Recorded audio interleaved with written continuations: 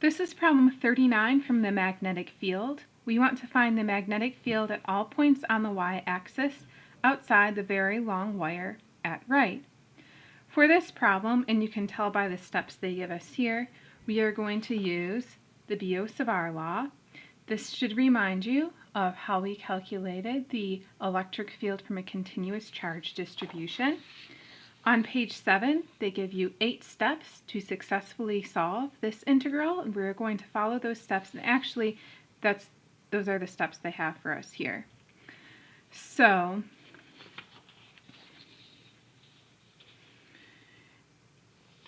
let's take a look at the first step. We need to carefully identify and label S, the location of the differential element on the diagram above.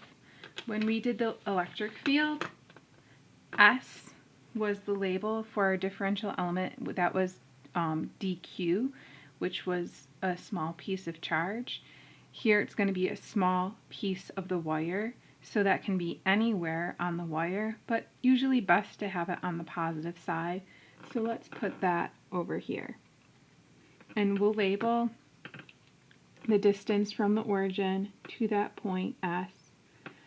But just like in the electric field section, there are different choices that you can make for where S is equal to 0. But since this is a very long wire, we don't know where the ends are. They are at infinity and negative infinity. And so the center of the wire is a good location for S to be equal to 0 in this case. Because this is a very long wire and it's straight, we could actually use this equation to find the magnetic field for a long straight current carrying wire, but we're going to do this with the Biot-Savart law. We can compare it to what we would have gotten using this equation and check to make sure that these two equations agree in the case of a long straight current carrying wire. So next we want to identify and label y, the location of the point of interest on the diagram above. If we are looking at all points on the y-axis, then we need to pick an arbitrary point and we label the distance to that point y. So this is all points on the y-axis, and we have an arbitrary point here. This is our point of interest. We need to write an expression for ds, the vector differential element. This is new because in the electric field, ds was not a vector. However, for the magnetic field, it is a vector, but this should be obvious. The magnitude of the vector ds is just ds. So that's like when we said the magnitude of the vector r, and we just called it r. So the magnitude of this vector is ds, and the direction of this vector is just the direction that the current is going in. So the magnitude is ds, the direction is the direction that the current is going in. So the current's going in this direction. We use little I for the current. The current also happens to be going in the I hat direction. So this is ds I hat because it has a magnitude ds and the current's going in the I hat direction. Then we need to write an expression for r, the distance between the differential element and the point of interest. So just like I did for the electric field, I want to, instead of writing an expression for r, which is the magnitude of the vector r, I'm going to first write an expression for the vector, and then from that find the magnitude and the unit vector. So my vector r here is going in the negative I hat direction, and the distance it's going in the negative I hat direction is s, so that's minus s I hat, and it's going up a distance y, so that's plus yj hat. This is exactly the same as what we would have done for the vector r if this was a continuous charge distribution problem. So now I need to write an expression for r, which is the magnitude of this vector. We can see that by looking at the Pythagorean theorem. It would be s squared plus y squared to the 1/2. Remember that the unit vector is what we get when we take the vector r and we divide it by the magnitude of the vector r, which is just r. That's what we have here. So this is minus s I hat plus yj hat divided by the square root of s squared plus y squared. Then we need to write an integral expression for the magnetic field, carefully choose our limits of integration, and calculate the integral. So here is the Biot-Savart law that we are going to be using. So I'm going to copy that over first. So the magnetic field is equal to mu naught over 4 pi. I have the integral of I, which is the current, times ds crossed with r hat divided by r squared. And I need to choose the limits of integration. Before I do that, mu naught is a constant which is exactly equal to 4 pi times 10 to the negative 7th Teslas times meters per amps. Let's write that down. Mu naught is 4 pi times 10 to the negative 7th Teslas times meters per amps. And you're dividing by 4 pi here. That means mu naught divided by 4 pi is equal to 10 to the negative 7th Teslas times meters per amps. So they give you 1.26 times 10 to the negative 6th, which is an approximate value for the permeability of free space. But using the exact value is nice in this case because the 4 pi that you have here cancels with the 4 pi that you have in the denominator.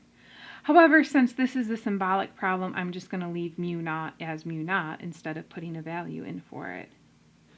But you may want to use that in other problems. I have to carefully choose the limits of integration. This is a very long wire, which means we are going to treat one end as being at negative infinity and the other end being at positive infinity. So just like for the continuous charge distribution, we integrated over everywhere where there was charge, which was from one end of the rod to the other. Here we integrate over everywhere where there is current, which is from one end of the wire to the other. No, this is interesting. It says, find the magnetic field at all points on the y-axis outside the very long wire. It doesn't tell us what the current is, but it does label it in the diagram. So I'm going to say, well, because it's given to us as I in the diagram, we're just going to say that the current is I, and that is a given and not an unknown. Before I start plugging things into this equation, I have a cross product here to do, and I would much rather do the cross product before plugging everything into the integral. So I'm going to do that first off to the side, and then I'm going to plug things in. This is ds crossed with r hat. I would rather do ds crossed with a vector r, and r hat is the vector r divided by the magnitude of the vector r. So we could say this is equal to r divided by the magnitude of the vector r. And the magnitude of the vector in the denominator is not going to affect the direction of the cross product. So you could say this. Whoops, this was supposed to be r hat is equal to this. So you get this. So if I do ds crossed with the vector r, I just have to divide by the magnitude to get ds crossed with r hat. Okay, so now ds crossed with the vector r is, well, ds is just ds in the I hat direction. Crossed with the vector r, now it helps here that I wrote out the vector r, so that's minus s I hat plus y j hat. Hopefully you are comfortable doing the cross product on your own. You can do the cross product using your favorite method. If you go to the green sheet of useful information, which is on the M drive, I have there cross products for the unit vectors. So I'm going to use that here, and you can treat it like regular multiplication, but then when you have the unit vectors, do the cross product for the unit vectors. So I have ds I hat crossed with minus s I hat, but that would be I hat crossed with I hat, which is 0. So I get nothing for that. Then when I do ds I hat crossed with yj hat, that's y times ds, and then I hat crossed with j hat. And I hat crossed with j hat is k hat. And we may know this because if you go in alphabetical order, we have I hat crossed with j hat is k hat. If it's not alphabetical order, that would be j hat crossed with I hat. That would be negative k hat. So that's on the green sheet of useful information. And you can use your favorite method, so you don't have to do it that way. And if you are completely at a loss as to how I got this, you can ask me during lab. Okay, so that's ds crossed with r. So ds crossed with r hat would just be y ds k hat divided by, we said it was the same thing, but then you have to divide by the magnitude of r. So this is divided by the magnitude of r. And then that can go in our equation here. So now I think I'm ready to plug things in. So I have b is equal to mu naught over 4 pi. The integral, I'm integrating over ds. So that's from one end of the wire to the other. S is equal to 0 in the middle of the wire. So when I'm all the way at the one side, S is equal to negative infinity. When I'm all the other way at the other side, S is equal to positive infinity. I is just I. That can actually come outside the integral because it's constant. So it's a constant current. So let's stick that outside. And then ds crossed with r hat is y ds k hat. And the magnitude of the vector r, which is this, I have to put in the denominator. It goes in the denominator along with an r squared. So since this is our first time doing the problem, let's write it out like this. This is ds crossed with r, so I have to divide by the magnitude of the r. The magnitude of r is just r, which is the square root of s squared plus y squared. So s squared plus y squared, and that came from the ds crossed with r hat. So this was in the denominator for r hat. But I also have an r squared. R squared, well, this was r, right? So r squared would be s squared plus y squared. But this would be s squared plus y squared to the power 1 times s squared plus y squared to the power 1/2. So that is our old friend from the electric field section, s squared plus y squared to the 3/2 coming up again in the magnetic field. So I'm going to rewrite this again. This is y ds. The k hat just comes along for the ride, so when you integrate, you can just stick it outside and not worry about it till after your integration.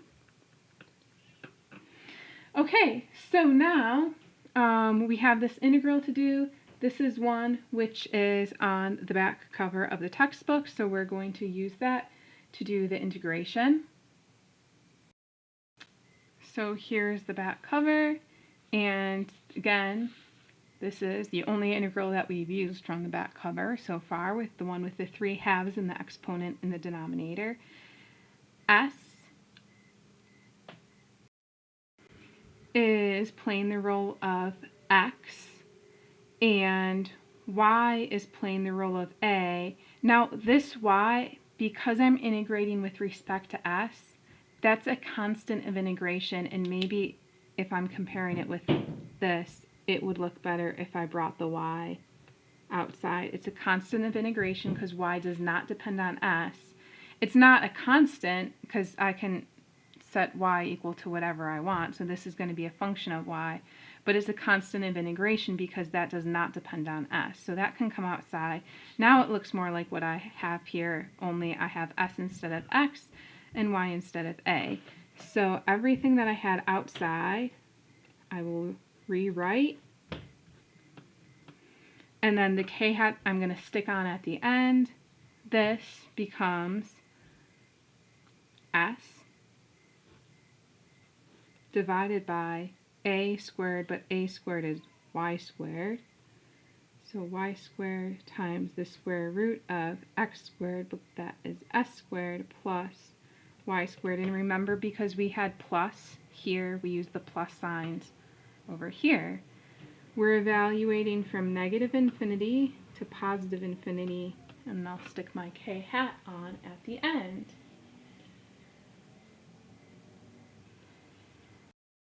Before I put in the limits of integration, and this is why we are doing the problem together rather than you doing it on your own for homework, I'm going to pull an s out of the square root here.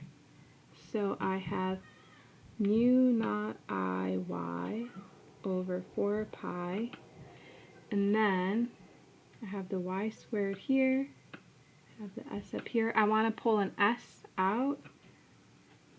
So underneath the square root, that would have been an s squared. So I pull it out of this. Maybe I should show more work for this over here. So I have an s squared plus y squared.